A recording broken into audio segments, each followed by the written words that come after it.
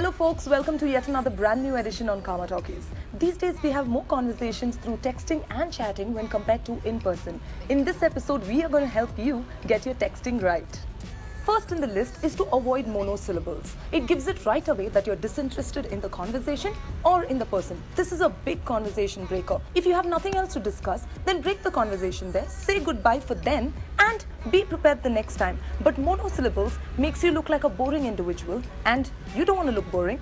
Talking about sounding interesting, don't go on harping about what you already know. What interests you might not interest the other person. So learn more about the other person, ask more questions, probe further, and weave your conversation around the interests of the other person, because the whole idea here is to keep the conversation going and keep the other person's attention. That is very, very important. Hence, ask more questions. There's no harm in asking more questions. When I say ask questions, learn different ways of asking questions. Avoid asking what else all the time. Yes, in a conversation, it's okay to ask, so what else? What else?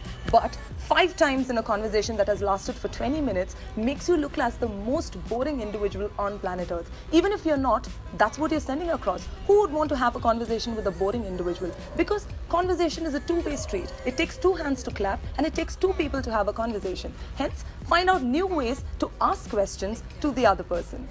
Next, quit chatting if you're going to type like this. Come on guys, it took me 20 seconds to just read it. We don't use GSM phones anymore, we are in the smartphone generation.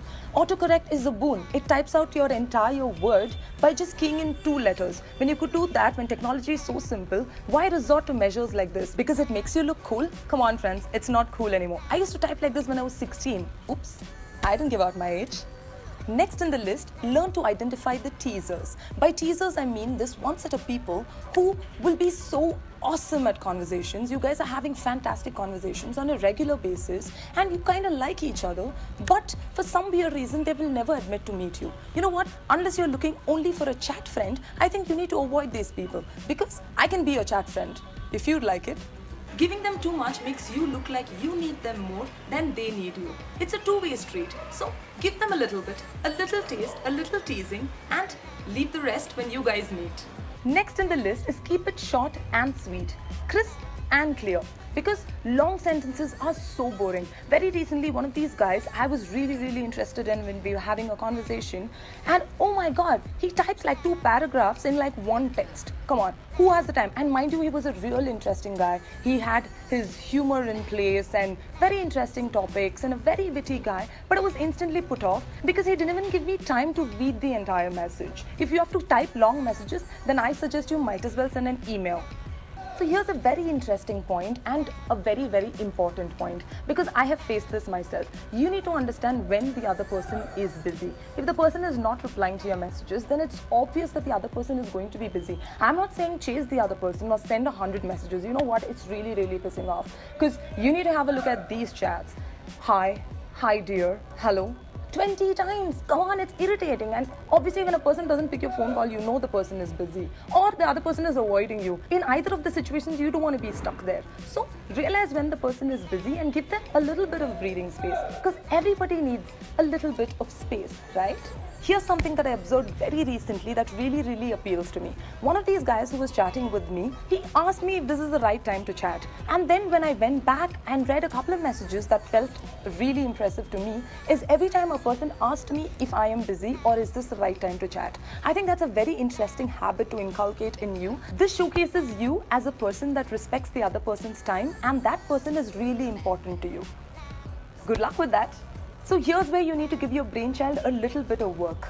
Managing awkward silences. Oh my god, the biggest challenge while a conversation, because there is this sudden awkward silence and you have no idea what to say, or you're expecting the other person to say. That's when throw in some humor. Talking about humor, I think it is really amazing if you have a little bit of sense of humor. Don't overdo it. Obviously, anything if we overdo it's a little bit annoying, but having those witty lines and a little bit of humor really would go a long way in holding on to that conversation and keeping the other person interested in you and in your conversation. And along with humor, you could slide in a little bit of compliment, maybe 1 or 2 here and there, because who doesn't like compliments? I love compliments. You like compliments. I know it. On that note, this is Madhumita Natarajan signing off. And as usual, I love tickling your funny bone. Have a look at these jokes quickly and be right back. I'm going to be waiting here.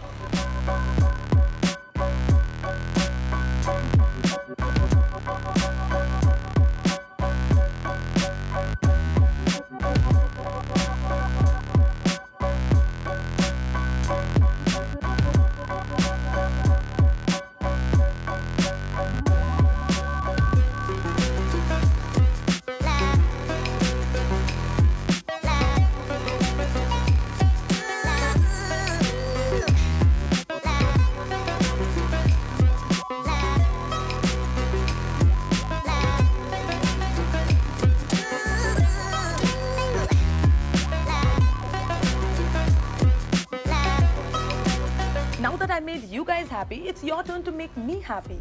Share it with your friends, click on the subscribe button and click on that bell button. While you do it, someone very interesting has sent me a text message. I'll go attend to this and see you guys very soon. Bye bye.